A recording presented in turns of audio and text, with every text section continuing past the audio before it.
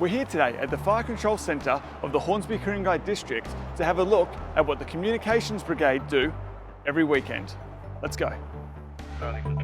We have an incident on Catering Road. Station Blue, over. Yes, can you respond to an incident, please? Welcome. My name is Stuart Clark. I'm the captain of the Hornsby Ku-Ring-Gai Communications Rural Fire Brigade, which is based at the Hornsby Fire Control Centre at Barara.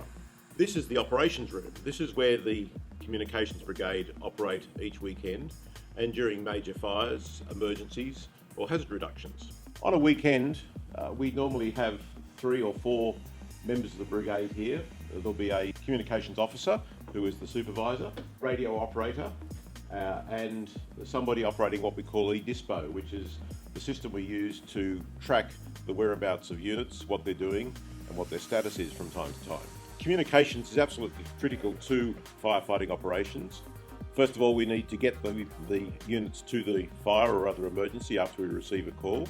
And then once they're there, we need to keep track of them to continue to supply them with resources, water, food, additional support, and to monitor their safety. When a fire call or an emergency call comes into the operations centre, we're alerted by a system of lights and a ringer.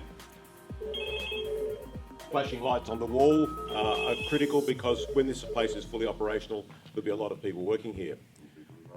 The fire call is taken by one of the supervisors who records the details of the incident, the location, what's required, and then we activate one or more brigades. We page brigades using a paging system which is operated and maintained by the Rural Fire Service.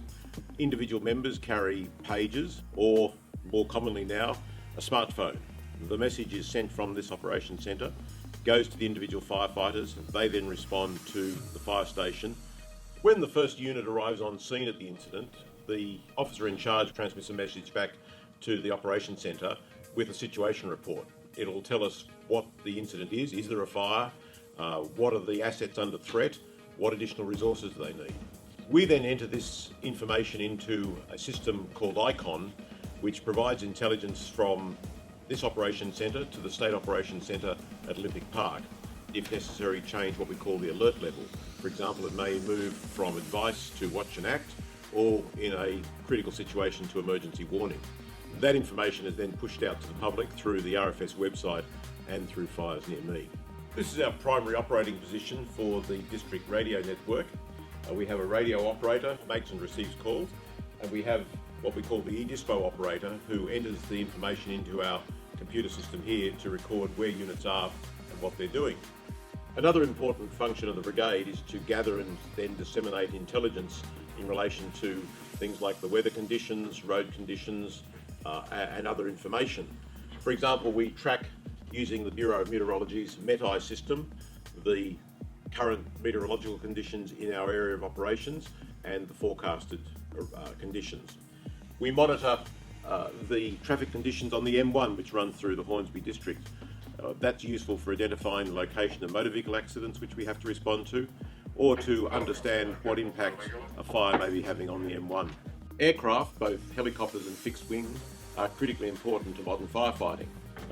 When there's a major fire in the Hornsby area, we're able to call upon any number of helicopters and indeed very large fixed wing aircraft like the new 737 that the service has just acquired.